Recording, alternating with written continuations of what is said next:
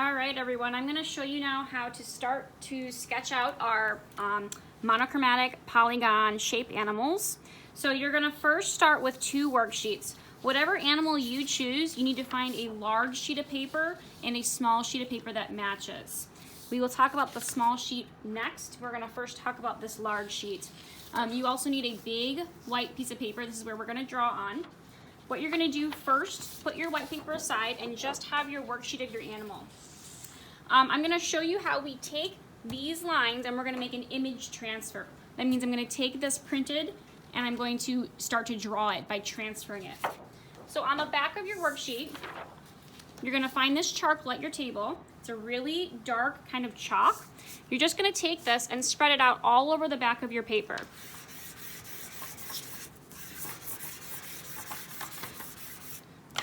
So I want to make sure I get kind of an even coat going all the way around.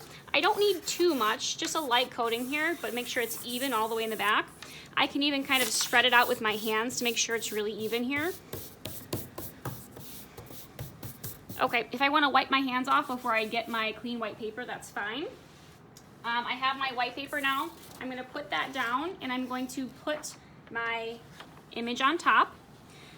Notice how there's a little tiny border going around, so you can kind of see it doesn't quite fit. You're going to take your blue painter's tape. This is a special type of tape that won't rip your paper when you take it off. Put one little piece on the top and bottom and one little piece on the left and right. You don't need more than a little inch. This will keep your paper from moving around on you when you do your image transfer. Okay, so I'm ready to start to trace this now. You are going to find a colored pencil. I suggest red because red shows up very nice and bright on this paper. So you're just going to take one color and you're going to start to go over these lines, every line that you see. So because these are really straight lines, if it helps you to take a ruler and start to go over these lines. So I'm just going to put it on the first line here and start to trace. Every time I see a line, I'm tracing over that line. This is definitely going to take you a while, especially if you're taking your time and you're being very careful with your lines here. If you see any area that's darkened, just ignore it. What you're drawing right now is just the lines. So see how I'm going over each line? The colored pencil helps me remember that I've already drawn that line. I don't need to draw it again. So make sure you press pretty hard and go over every line. Okay, so let's pretend I've gone over every line and I've covered my entire sheet. It should look something like this. I should see every line is covered with a red mark. When I take my paper off, I'm going to be very careful with this tape. It shouldn't rip your paper, but just go slow. As I take this off, you can see that my image is transferring because of the charcoal. When I go over a line here, it marks that line on my paper. Okay, as long as I press hard enough, it should mark any mark that I make. Okay, so here's my final copy here. Here's what my owl looks like after I've transferred all of the lines. So once you get to this step, you're gonna stop. You're not gonna paint anything yet. Put your name on the back and put this aside. Then you're gonna go back to your small worksheet. Okay, from here we're gonna do a little bit of painting practice and we're gonna paint what we call a value scale. Because we're taking our animal and we're going to add some color values with paint, that means dark and light values of one color, we need to practice this on our scale here. So on the paint counter, you will get a mixing plate. On this mixing plate, you're going to get black and white, everybody, and then one color. So it could be any color in the rainbow, red, orange, yellow, blue, green, purple, plus black, plus white. You are just squirting a tiny little penny-sized dot in the corners of your palettes because you're going to use the rest of the space to mix. So I've got my palette here. I don't want to see more than a tiny little dot. Then I need my water cup, and I need my brush, and it might help to have a little tiny paper towel to dab on to get the wetness off. Okay, so I'm going to start to paint my value scale now.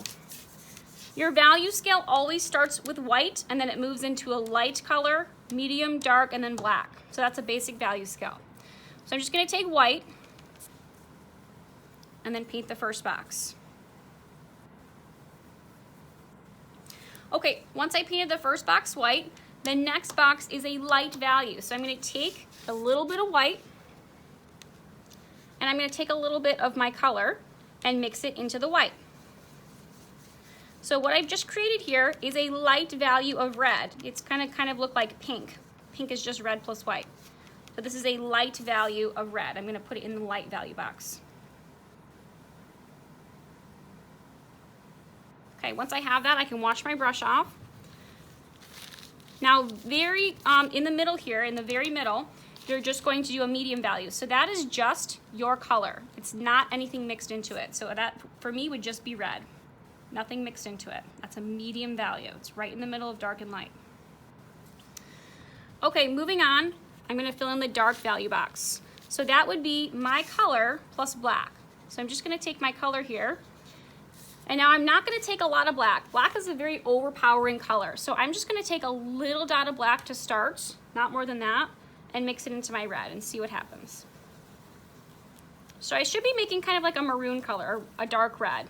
If I don't think it's too dark enough, it's not dark, it's not very much darker than that red, I'll take a little bit more and mix it in, and I'll go a little bit at a time to make it a little bit darker. Okay, that looks pretty good. It's a dark red, so I'm going to use that to paint the dark value.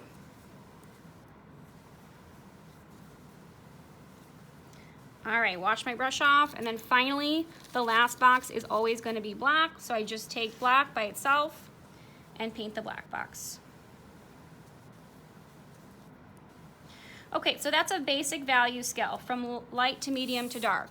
Now, there are, of course, a ton of values that you can add in between here. You could add an even lighter pink.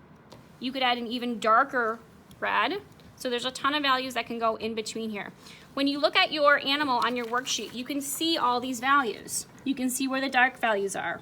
You can see where the black is. You can see where the white is, where the light values are, and where the medium values are.